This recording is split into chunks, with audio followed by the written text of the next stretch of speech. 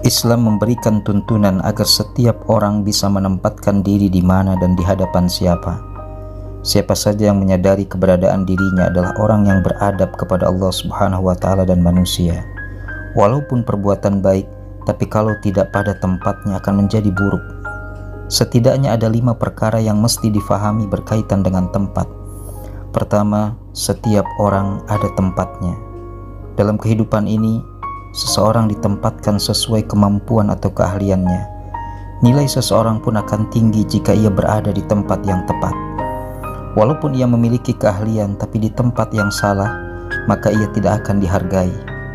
Imam salat misalnya harus mumpuni dan tempatnya di depan. Khatib di atas mimbar agar dapat melihat jamaahnya. Pemimpin berada di kantor pemerintahan dengan tanggung jawab yang besar. Pengusaha di area bisnis, petani di sawah atau kebun, guru atau dosen di sekolah ataupun di kampus.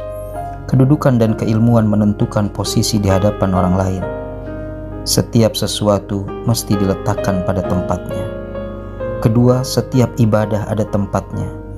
Agama Islam mengatur kehidupan manusia agar tertib, disiplin, dan bertanggung jawab. Seluruh aspek kehidupan seorang muslim telah diatur sedemikian rupa agar sesuai dengan tujuan syariat Islam, yakni menjaga agama, kehormatan, harta, akal, dan keturunan.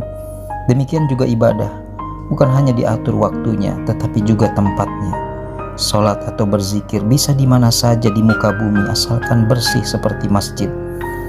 Ibadah haji ke Baitullah, wukuf di Padang Arafah, mengambil kerikil di Muzdalifah, melontar jumroh di Mina, tawaf di sisi Ka'bah, dan sa'i dari Safa ke Marwah.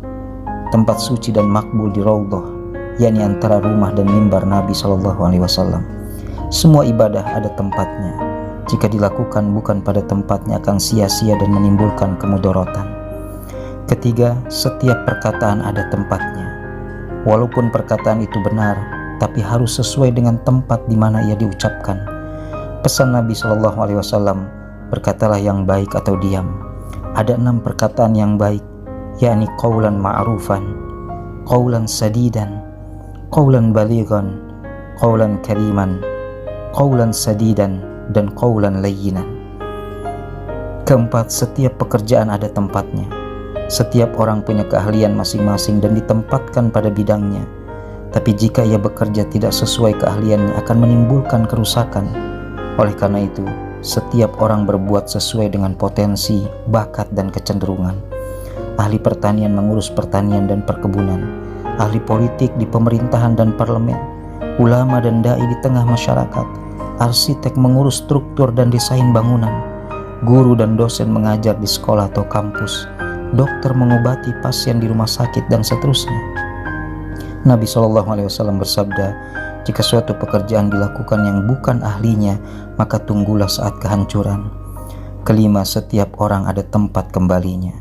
Ketika ajal tiba, manusia akan masuk ke alam barzakh hingga hari kiamat.